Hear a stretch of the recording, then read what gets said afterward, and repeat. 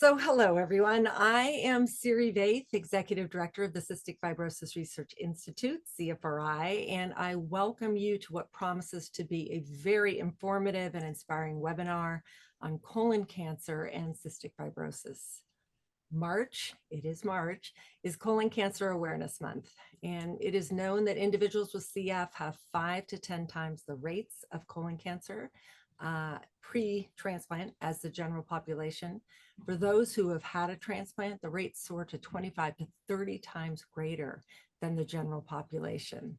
And carriers, which would include, 1 out of approximately 33 people in the US, have twice the rates of colon cancer as the general population. What's been really frightening is that colon cancer rates among young people are increasing dramatically, and 1 in 5 new cases of colorectal cancer in the US occur in people younger than 55. And I think because many physicians are not, recognizing in younger people that this is a possibility, sadly, once diagnosed, typically the stage is much more advanced. Colon cancer is preventable, and today we'll talk about the importance of early screening for prevention.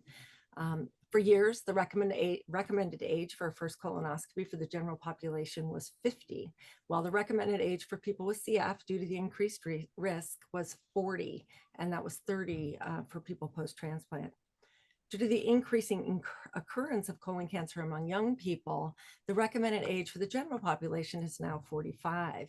And yet for those with CF, the recommended age of 40 has not changed. So it really is up to us to advocate for ourselves and our loved ones to seek earlier screening. Our guests today will discuss their personal experiences with colon cancer, and I will introduce them in a moment. But before that, I want to remind people the information presented in this webinar should not be used for medical advice, diagnosis, or treatment. And before making any changes in your care, you should consult with your health management team. I want to also thank our sponsors who've made this podcast possible, including Vertex Pharmaceuticals, Gilead Sciences, and Viatris. And the last final housekeeping, you can ask your questions in the Q&A box. This is being recorded. It will be available immediately on Facebook and then later on our YouTube and Podbean channels. Done with all that. Now to the panel. With us today, we have Anna Payne, Thomas Horal, and Elyse Elconin-Goldberg. Welcome and thank you for your willingness to share your experiences with us. So why don't we start with self-introductions, including your colon cancer connection or journey. Anna, why don't you start? Okay. Hi, everyone. My name is Anna Payne. I was diagnosed with cystic fibrosis at birth. I use the pronoun she, her. I'll do a little visual description. I am wearing royal blue, which is the color blazer, but it is the color for colon cancer. So, and since it's Colon Cancer Awareness Month in March, I wanted to make sure I represented with our royal blue color. And I'm sitting in my office, and in the background, there's a picture of the Little Mermaid puzzle that I did, which is very good, by the way, just in case anyone wanted to know. And I live in Bucks County, Pennsylvania. I'm 37 years old, and I live with stage 4 colon cancer, which I was diagnosed with in July of 2021. I didn't have any family history. My only predisposition was having cystic fibrosis.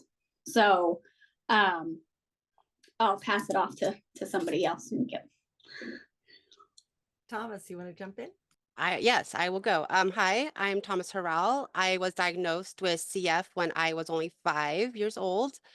I live in San Jose, California. I currently have short brown hair. I'm wearing my rose t-shirt to represent 65 roses. Also in sweats because I'm home.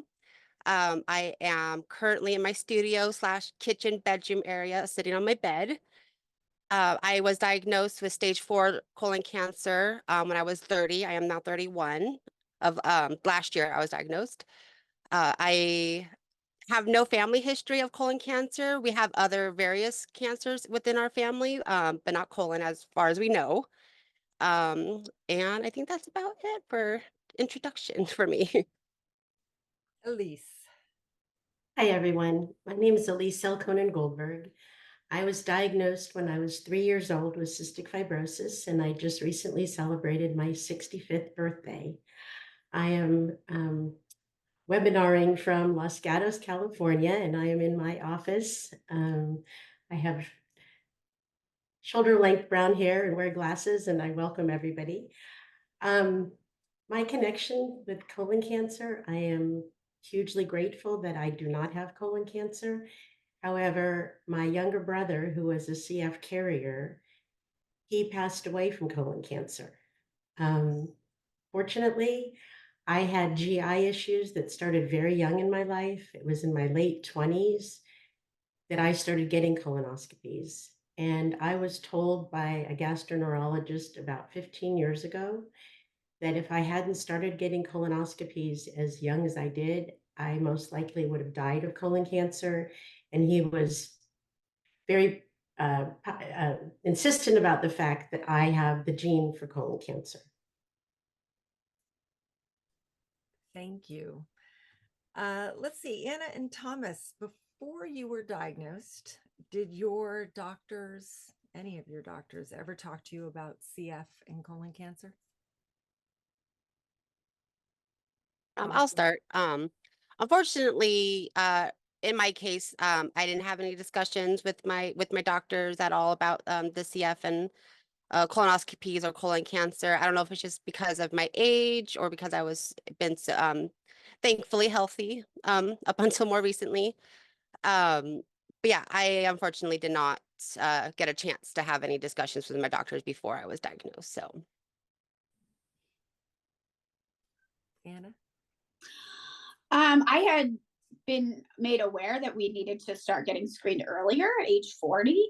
But that was really the extent of their conversations. And I really feel like I was made aware of that because a friend of mine who also had CF, who is a little older than me, was talking about this in like 2016-ish about how they just created these guidelines and were recommending that folks get screened at 40. So I kind of already knew that, but I was only 34.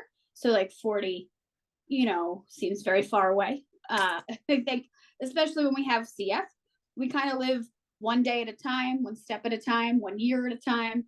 So like 40 sounded very far away from even 34, right? When I got diagnosed. My doctors didn't really have a conversation. I think I brought it up to them and they were like, yeah, well, when you turn 40, we'll make sure you can get screened. And that was kind of where it was left. And Anna, can you share a bit about how you were diagnosed with colon cancer?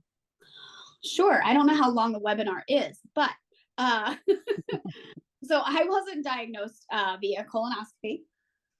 I didn't even get a colonoscopy until they were looking for the buried treasure, aka the cancer.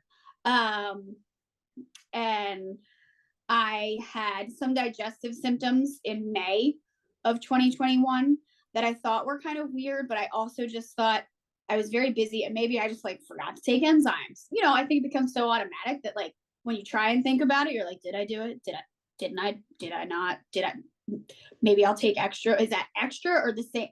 Like, this little mind thing that I'm sure I'm not the only one, or at least I hope I'm not the only one that has happened to. So at first I thought it was something like that. And then I kind of realized they weren't subsiding per se. So I did like reach out to my CF center, like inquiring about getting a colonoscopy and how we would go about doing that. I wanted to be on the safe side. And they were like, well, because you're under, 40 or at 40, it literally changed the week I was on vacation. So like a week later, they moved it from 50 to 45, that it wouldn't be like an overnight thing and they'd have to find a GI and make sure the insurance would pay for it, but they were willing to try and figure out, work on it. Again, I didn't think it was like an urgent, needed to be done right now situation. I went on vacation for like maybe a week, 10 days. And I knew in the back of my head, I was like, well, I don't know what this is, but whatever it is, it's still gonna be wrong with me when I get back from vacation, whatever. By then, I had developed a dime-sized mass in my groin. that I noticed when I came back from vacation in June. And I thought that was weird because it was. And I took it to the OBGYN because that seemed like their territory. And they ordered an ultrasound. We did that. Came back like, oh, seems like a cyst or nothing to really be concerned about. And I thought, okie dokie. In the meantime, I contacted my CF team again about trying to get the ball rolling and like saying that I felt like I was like having like constipation or like very bloated. And like my stomach didn't hurt. It wasn't like in pain, but it was just like, this doesn't feel normal. Like, so they ordered an x-ray to see if I had dios, which I did. I did. So we did some colon cleanses at home. But what we didn't know is that it was never going to get better because you were never going to be able to excrete a tumor. And an x-ray doesn't really show that it's necessarily a tumor, right? It just shows that there's something there. In the meantime, the mass went from the size of a dime to the size of like a golf ball within a couple weeks. And that's kind of when I knew like, well, this isn't normal. I went to see a general surgeon about the golf ball. He didn't know what it was either. He had ordered a CAT scan, and this is, had to wait 2 weeks to get a CAT scan. My CF team, I reached back out to them about we did another colon cleanse because I still felt like, rightfully so, that it didn't fix everything. And I started to just like not feel good, and like my instincts kicked in and was like, this is not enough, like you need to do more. And I reached out to my CF doctor, told him that I was waiting for this CAT scan, but I couldn't wait any longer. He had me admitted to the ER so I could get the CAT scan. The CAT scan, nobody knew. It was they took a lot of pictures of my golf ball and they could never really figure out what was going on. I spent 4 days in the hospital just waiting to get the golf ball biopsied. By the time it was biopsy time, a team of doctors came in and they were basically like, you definitely have cancer. We just really don't know what kind. And that's kind of how it started. So once the biopsy came back, it came back primary colon, obviously stage 4 because it had spread outside of my colon to both of my ovaries. The golf ball was one of my ovaries. And 10 plus ish lesions on my liver, my stomach lining. So it was lymph nodes. It was having some sort of party. I don't know who the bouncer was for the party, but he clearly clocked out early. And the cancer was just, having a very good time. And nothing was really stopping it from spreading.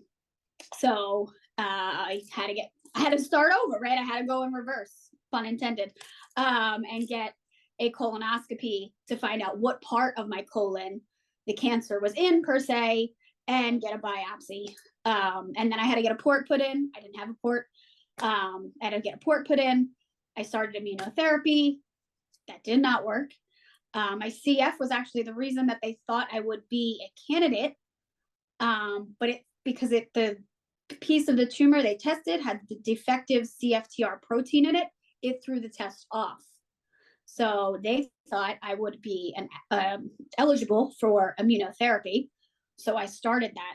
And that really was just like Miracle-Gro for the cancer because it did not work. And I stayed on that for 6 weeks until I realized it wasn't working.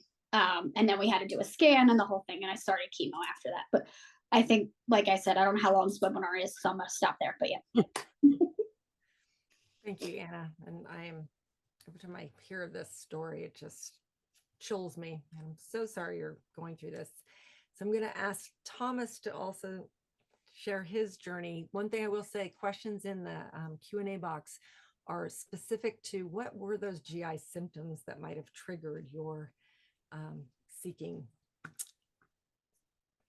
follow up on this. So Thomas, I'll let you go. And then Anna, if you have more to add about what those beginning symptoms, digestive GI symptoms were. Yeah, so mine actually was a very kind of quick diagnosis. per se. So for in September of last year, I was just having a lot of GI issues, just a lot more pain and discomfort in my stomach, which, having CF, a lot of that is, you just think, oh yeah, I didn't take enough enzymes with what I eat, or, it's just part of my CF. It's just something that'll go away eventually. But it started to slowly kind of get worse. Because I was actually at the CFRI summer retreat, and they actually had a discussion, a webinar there about CF and the colon cancer. And throughout the whole retreat, I was just like, my stomach was not doing its best. I was still trying to, push through and do all the events they had and fun activities, arts and crafts and all that fun stuff. And the following weekend, I had a family on a Saturday. I had a family picnic, and was totally fine. Some stomach pain, and come next on that Sunday, I get to get a little gruesome. I had went to the bathroom, and it was just pure blood, and I fainted. Like, pretty much, I was able to kind of muster my way up to my bed, and then I fainted for, well, I think it was only a few seconds, and I like got some water. I immediately called my sister, who took me to the emergency room. They started to do blood tests on me and do, just some basic tests. And just because I had went to the CFRI retreat, I asked them, I was just like, I mentioned the colon cancer, doing a colonoscopy and stuff. And because initially they were going to send me home and just monitor me. But because I brought up, that I had CF and had just learned about the colonoscopies and colon cancer being a little bit more, starting to come up a lot more with patients. And so I brought that up with them, and they were very receptive. Talked to, my CF team, to oncology, and, a bunch of teams, and decided to go ahead and do the colonoscopy. So I had to go. So within the day of going in, I waited probably about a day of just sitting there waiting for tests to come back. Then they came back and started to give me the discussion about doing a colonoscopy risk and all that, and started the bowel prep right away. Within the next 24 hours, I did that, went down to do the colonoscopy, and then within, I think it took about 2 days for me to get at least like a preliminary, a basic result. And by then they had found that I had a tumor in my colon, and had then diagnosed me with stage 4, because they saw that it had spread to my liver as well. And then, they, had discussion. They were trying to wait for the full results to come in, to start, because they wanted me to start. They were talking about me starting chemo right away in the hospital. But they wanted to get the full results back. So they decided to send me home. And then within, I want to say, a few days, my oncology doctor called me. I came in and literally started chemo like within a week of getting diagnosed. And this was just last year, very beginning of October. So I was 30 years old then. And then literally started within a week of getting diagnosed. I turned 31 in November of last year as well. So it was kind of a 30 going on 31. Actually had chemo on my birthday, or at least the last day of my chemo was a 3-day treatment. So my last day of chemo for each cycle ended up on my birthday. So that wasn't the most fun, but you got to do what you got to do. So yeah, so it was a very kind of quick 2-week go in, had symptoms, went in, found out I had cancer, and then started chemo. So a very quick 2-week kind of situation. So, but I'm glad they were able to find it. But it would have been nice to have been able to have gotten it test done sooner to maybe catch it before it got to stage 4. But they caught it and started chemo right away. So I'm happy that happened. But yeah, so that's kind of a quick basis of my story of how they found it in me. So It's like in the rare disease community where, the symbol is the zebra because, Yeah. doctors hear hoofbeats, they think horses, that whole, it's sort of the same analogy here, right? For younger people. Yeah. Oh, you have CF, you have these symptoms, you're young, bunk, it's just CF related. So Exactly. so challenging. And Elyse, as somebody had a lung transplant, you talked about how when your doctor really recommended early that you get the colonoscopy. Was it, remind me again, was it more about your family history? Was it after your transplant that this came up? When was your first conversation about having the colonoscopy? How old were you at that time? So thank you, Siri, for sharing. I forgot in my introduction that I am 10 years post-transplant, which has brought up a whole new level of concern about colon cancer with the 25 to 30% higher incidence of colon cancer in individuals post-transplant. I had he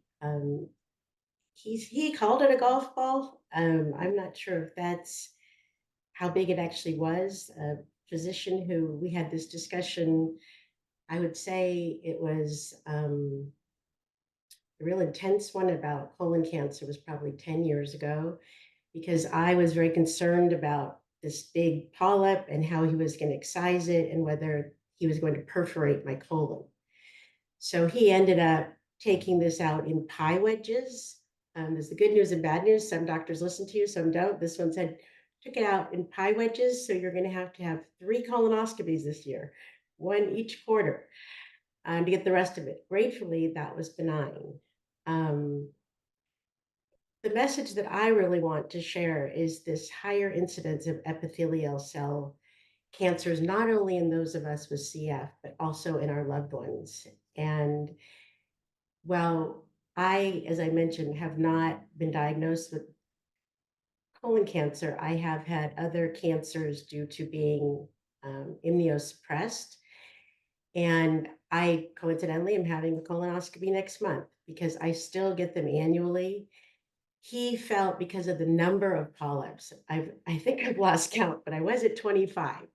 So I got those all, they seem to just grow very prolifically in our colons. And I think part of it, I mean, I eat a pretty healthy diet. I don't think it's diet related, but it's part of our CF chemistry. So he wanted me to reach out to not only my siblings, but my parents. And sadly, by the time my brother, I told my brother about it, he was actually diagnosed on his 50th birthday with stage 4 colon cancer and passed away 2 years later. And it's just absolutely devastating seeing that here is the CF individual in the family who, we have our cards stacked a little bit against us. And I wish that I had been able to educate him a little bit sooner and there was more knowledge about parents and siblings for screening.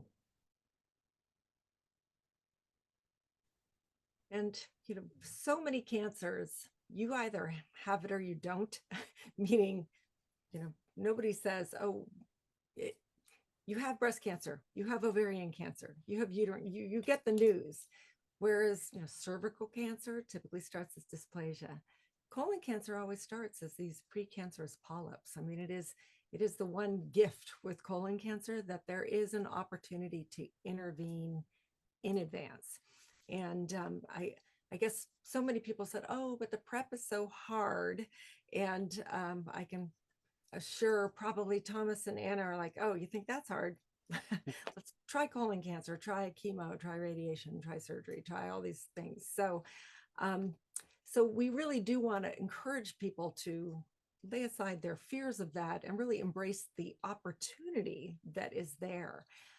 So I was wondering if each of you could kind of share what your thoughts were about having the colonoscopy and the process and what you would say to others who are nervous or hesitant. So Anna, you want to jump off? Sure. I have been talking about colonoscopies for the last 3 days in DC. So sure. Happy to carry on. I did want to circle back on some of the digestive symptoms since folks were asking. So I had bloating. I did have blood in my stool. I was told it was hemorrhoids. multiple, like on a few occasions. I believe that because, okay, they're pretty normal. A lot of people have them. And, you know, I just was like, okay, that tracks. So mine were really just like the bloating, was like the big one, right? I just felt like this little balloon that couldn't figure out why she couldn't deflate. At one point I thought I drank too much water. I was like, maybe you need to slow down on the water. But that wasn't it. So blood in the stool, which had happened to me for the first time in like 2017. So I just want to be clear that like I lived with this cancer inside of me for a very long time. And had, you know, I don't like to play this game because it's not good for your mental health. And like, this is just where I'm at now. And this is where I have to live. This is my new reality. But I had some digestive systems in I want to say maybe between 15 and 17. I don't totally remember. And I did a bunch of different GI tests. The one test we did not do was a colonoscopy because I was scared. Look at the irony now.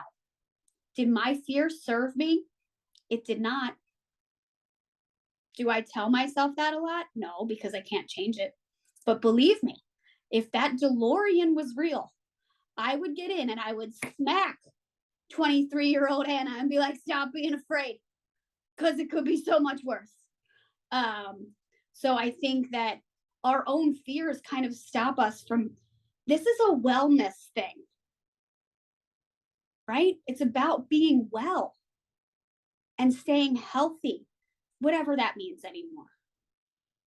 They're finding it in younger and younger people, regardless of CF. It is the #1 cancer killer in men ages 20 to 49, and #2 for women.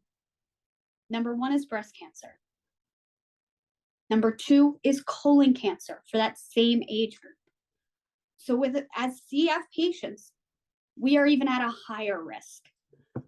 And little Anna, who grew up thinking that she wouldn't even live this long, I wish I had done better for her. I wish I had been less afraid. And when someone said, you don't need that, my fear allowed me to be like, okay, cool. Because the answer was I did. Now, I don't know if those pains and symptoms had anything to do with colon cancer, to be 100% sure. But if it takes 10 years to develop into a cancer, do the math. 34, stage 4, 10 years, 24, in my 20s, you know? Nobody was clearly talking to me necessarily about getting a colonoscopy at that age, but I had all these other GI tests. And the one when they presented it a few times, now my mom will tell you, she told me I should get one back then. And I was like, nah, they said I didn't need one. Like, I'm scared. I'm not doing that. They put you to sleep and then they put things in. What are they doing back there? They're not doing anything, okay? They're doing their job. They're doing their job. And it's the nicest nap I've ever had. Like, the prep is hard, sure, but we've had CF. Like, please don't tell me you haven't spent days on the toilet. Okay.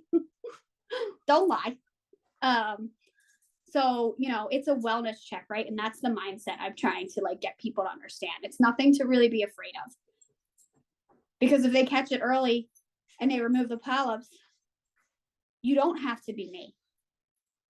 I don't want anyone to have to be me.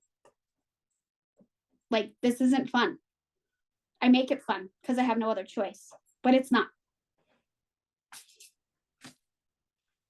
And I don't know if people can't see the questions. I just do want to add in that Melissa said she wants to thank you for your bravery and sharing your stories with us.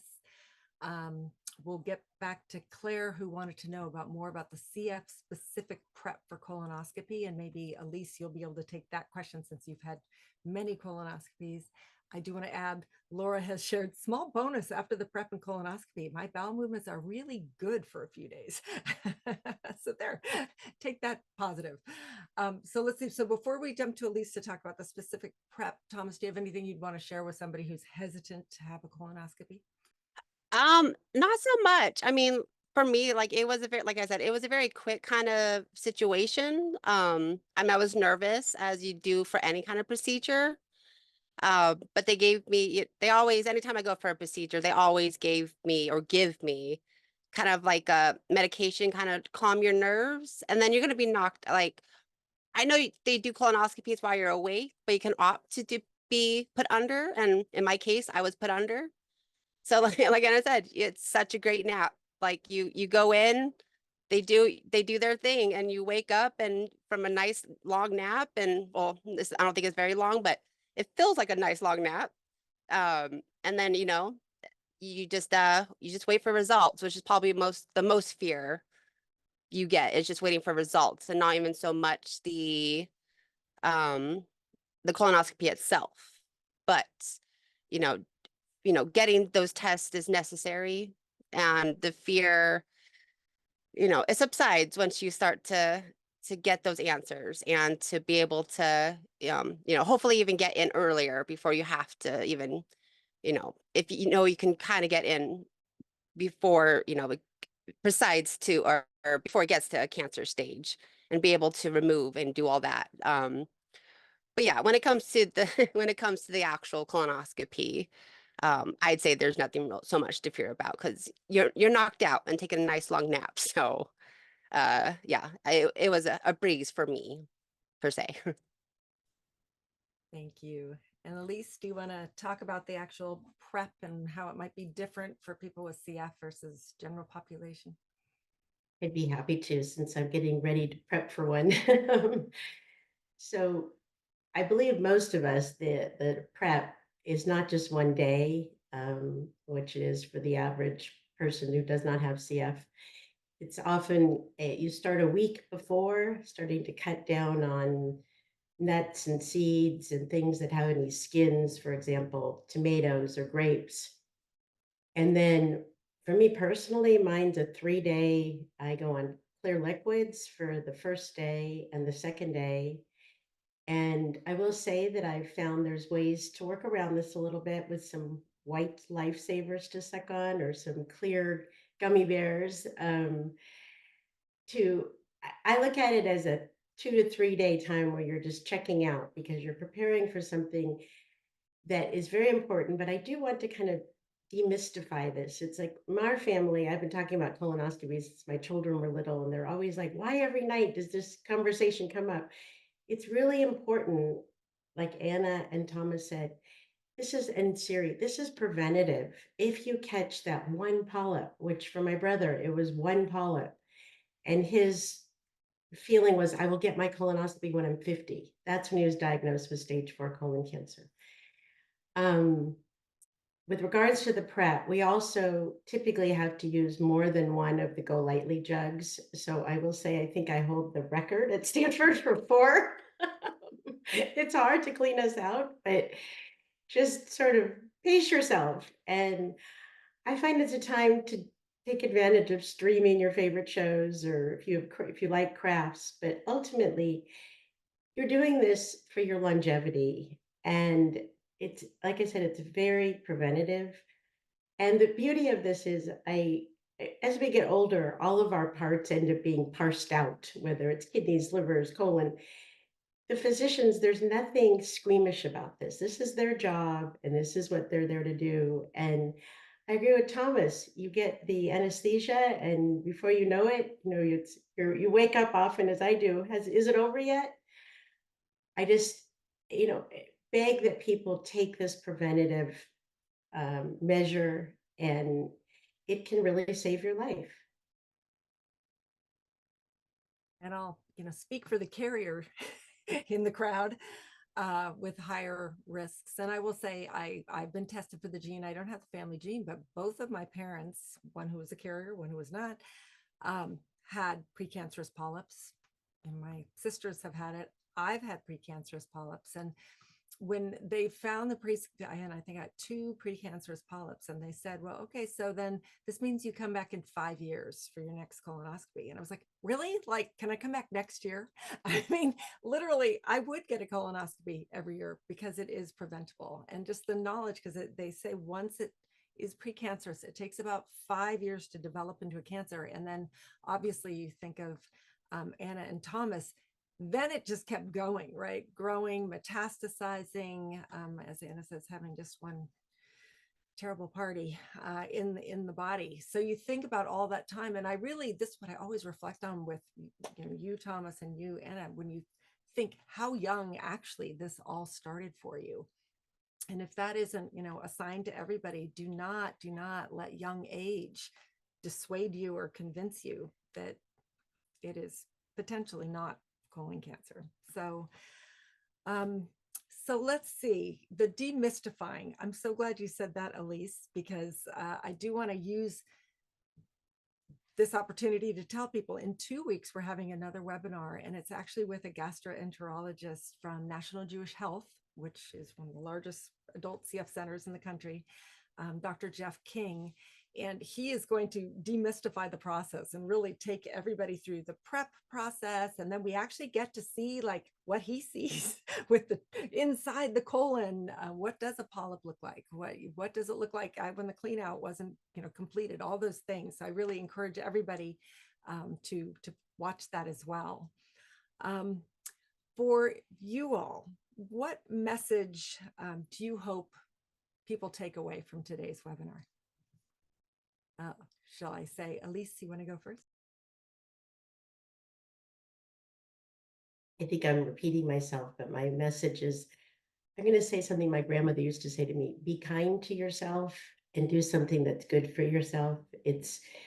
Self-care is really important, not only in the CF world, but for our loved ones as well. And in this case, as we've all said, this particular procedure can save your life. So we're hoping that you will heed the message and understand the potential uncomfortableness of going through this procedure. But we stand here as examples to reassure you that it's not a terrible procedure. And it's something that will literally save your life. There aren't a lot of cancers that you can say this about, and this is one of them.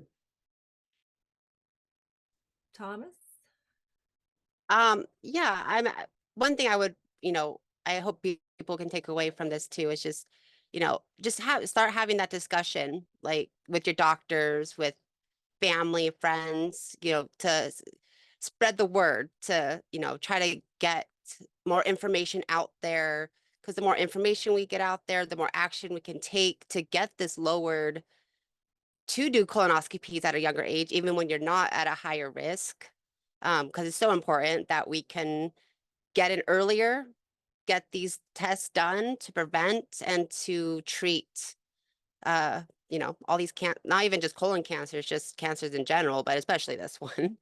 Yeah, so I'm really hoping that, we get discussion talked about more than it has. So that way we can, like I said, get people in there, get those tests done, because they're not, it's not an invasive procedure. You get put under, they do their quick test, and then and then you can start, the process. If you do have it, you start your process there, or if you just have polyps that you can take care of, or if there's nothing there, then So that is, what I hope people can take away from this webinar. Thank you. Anna? Well, honestly, I hope that folks listening understand that we are at a higher risk now. I hope it empowers you to be an advocate for yourself. I couldn't save me. I've reached the top of the cancer floor elevator for colon cancer. I'm chilling up here at stage 4. But I hope that this helps you feel comfortable talking to your doctor about it, feel empowered. Don't take no for an answer, because this is your body. This is your life. You're the one that has to go through the procedure. You're the one that has to do the clean out. If you're willing to do those things to make sure you're not having to lose your hair, go through chemotherapy, and have your whole life flipped upside down, remember that. The doctor doesn't do the chemo. You do the chemo. So please, please, please advocate for yourself about getting screened earlier. even if you don't have any symptoms, I didn't develop any symptoms until it was stage 4.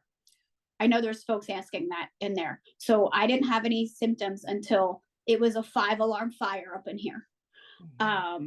So, you know, my main symptom would have been blood and stool on occasion, which, you know, wrote off as hemorrhoids. So was that a symptom? Probably, you know, but it didn't become uncomfortable until it was stage 4. It's why it's called a silent killer. So please, you know, be your own fierce advocate. Talk to your doctor about getting screened. The current screening guidelines, you know, don't say till 40, as we said, or 45 for healthy people. And that's really just, it's not sufficient. It's not. So we have to be the ones to kind of take the power back and be like, no, we are going to be advocates. I know we already have a lot on our plate, but this is so worth it. It's worth it. We're going to live longer with some of these new medications. You don't want to live longer and then get cancer. I know what that feels like, and it's not fun. So thank you all. We do have some questions before we go. I think we have just enough time to get them taken care of, but I'll answer a couple quickly. Laura, do carriers have the typical prep as a carrier? I can tell you, yes, it seems that is enough. There's, you know, my measurement of sweat chloride, et cetera, may be higher than the general population, but the mucus doesn't seem to be an issue for carriers. The prep is the same as the general population. And Joanne, I'm so sorry, who lost her son to colon cancer. So the question is the sibling of a CF patient at an increased risk for colon cancer? And that would be determined by whether that sibling is a carrier. So if the sibling is a carrier, then there are twice the risks for colon cancer. Otherwise, you know, is it the family gene? Is it the diet? There could be many other factors. Lisa had a question. Has anyone reached out to the CFF to encourage them to lower the age? I'm going to turn that one over to Anna after I say that the guidelines at which the age of 40 were established, I think that was in 2018. They revisited the guidelines in 2021. At this point, they are not currently planning on revising them. They are gathering data. They are doing a clinical a study using Cologuard and CF to see if that's an early detection. But it has been shared. There's no current plan to change the age. But now I'll just turn that over to Anna. Anna, have you expressed any concerns about this? So I reached out to the CF Foundation about 2 weeks after I got diagnosed, like once I could get a handle on what was going on and which way was up and down about lowering the guidelines. I kind of just assumed they would already be working on it since they had just done so for the general population.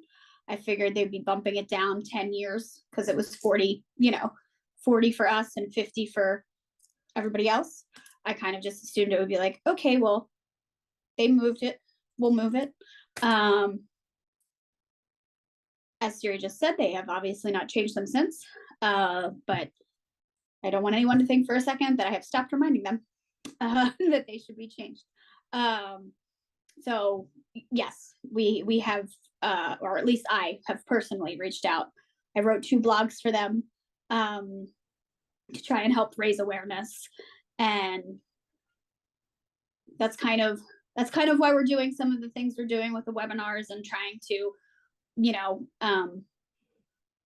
educate more folks, right? One of the things that I was told when I had reached out to them, it was more about when we see more patients getting screened at a younger age, we can readjust the guidelines then.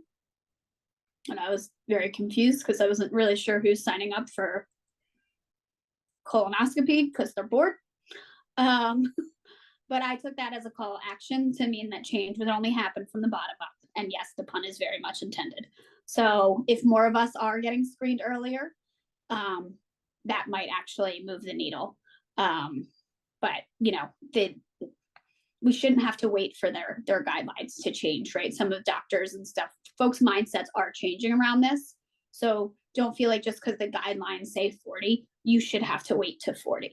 So that's why I was hoping we can try and empower you to be, you know, an advocate for you. Just because something says this is when you should do it doesn't mean you can't do it earlier or shouldn't do it earlier. And I will say, I mean, Thomas, that was just such a great example of the power of, you know, a bit of information when you were in the emergency department and you said, I just heard about this, and they listened to you and you self-advocated. So, I mean, because they were literally going to send me home and just to monitor me. So if I didn't mention anything, I would have probably, you know, bled out more or had worse symptoms at home, or, you know, would have had to do a way worse kind of surgery or something. I don't even know. So I'm glad that I was able to talk to them and that they listened to me and that they went ahead and did the test. So yeah. And CFRI has developed basically a one sheet, a fact sheet on CF and colon cancer. It's available in English and Spanish. It's on our website for download. We also have printed copies. We're happy to mail out to people if they want to bring them with them to their clinic visit. We can hope that, you know, as there's more data collected, I will say, I spoke with somebody recently, said, well, the problem is, like, people are very hesitant to have them. So even if we lower the age, how many people are going to go? And, like, again, this is all about educating people to get over the fear. In the meantime, if the recommended age, we would love it to be younger for the obvious reason that it will save lives. Let's just go with that. But the other part of it is, you know, it makes it a little easier quite often with insurance issues if it's part of the standard of care. With that, saying, we're encouraging everybody, if you're having some kind of symptoms and you push to have a colonoscopy, obviously we would tell everybody, check to make sure, you know, we have been told that if it is something outside of CF, it is a medically necessary screening. And so therefore it should be covered. But of course we would remind everybody to always check to see what, you know, coverage is, et cetera, in advance. We don't want everybody later to say, oh, CFRI told me, and now I have this huge medical debt. But it's incumbent upon us to be going to have them, to advocate for ourselves. And yes, the bottoms up, Anna, is absolutely true. And we can hope that in the end, there's a merging of the two. It will be a standard of care, more people will be screened and more lives will be saved. And let's see, I know we're out of time, but I just want one last question from Jennifer. Did Anna or Thomas notice any changes in eating before diagnosis? She'd had a malignant polyp removed 6 months ago. And she definitely felt a change in her eating habits. You know, this chronic constipation that many people know about, blood in the stool. So now she's going for a follow-up colonoscopy. But did you see any changes in your eating, your appetite, For me, I don't recall having any kind of difference in my eating. I feel like I was just eating fairly normal to how I normally eat. Yeah, I mean, for me, it was just kind of very, you know, the only symptom I had really was the cramping or stomach pain. And then obviously like the bleeding that I had. But yeah, when it came to eating, I pretty much was eating normal. So anything and everything that I can. But that was just, you know, for me, but. I might have had some eating habit changes because I felt so bloated and was very confused. So I felt like full. Like I said, I thought maybe I drank too much, you know, because if you drink a lot of water, sometimes you're not as hungry either. So I might have had some eating side effects or changes in appetite before being diagnosed. But, you know, didn't necessarily always pick up on that as a thing. I was just thought, you know, I was full of water or something. I wasn't sure. I was full of something, that's for sure, but it wasn't water. But, you know, so I can't totally say yes, but I would assume probably, right? Because of feeling so full and so bloated and all of those things, right? That not as hungry when you're you feel that way. And let's see, another question for Elyse. Are you able to dictate how often you have colonoscopies, or is it a set protocol at your center, how often you have them? So that I was also given a 5-year reprieve after my last one, and I was not comfortable with that. So I basically told that I wanted to be on a 3-year protocol. And both the transplant team and the GI team were supportive of that based on family history. I don't know what would have happened if it hadn't been the situation with my brother. I did want to say with my brother, he didn't have digestive pain. He actually had upper back pain, and that was because the cancer had already spread to his thoracic spine. So not to make everybody a bunch of hypochondriacs, but I think when you have something that's not normal and you have other complex medical issues, though he did not have other issues, he was very healthy, we need to get things checked out. It's just our systems are different, and there's a lot of things that can be developed, and then they can hopefully be caught earlier. And I applaud Anna. The word I always use, we have to advocate for ourselves and maybe get a little bit obnoxious about it, because we're fighting for our lives. And between Trikafta helping individuals live longer lives, you don't want to get knocked out by this. I felt that way with transplant, and then I've had a different type of cancer, but you don't want that to get you. You don't want anything to get you. So you just have to recognize if there's lumps or pain or blood, those are red flags, and follow up on them and be assertive. And I applaud Thomas, suggest tests, because I think doctors have this attitude of, if it doesn't hurt, we won't fix it. But if you put that idea in their head, they will say, sure, if that's what you want, we'll order it for you. And unfortunately, when you order tests these days, you find things.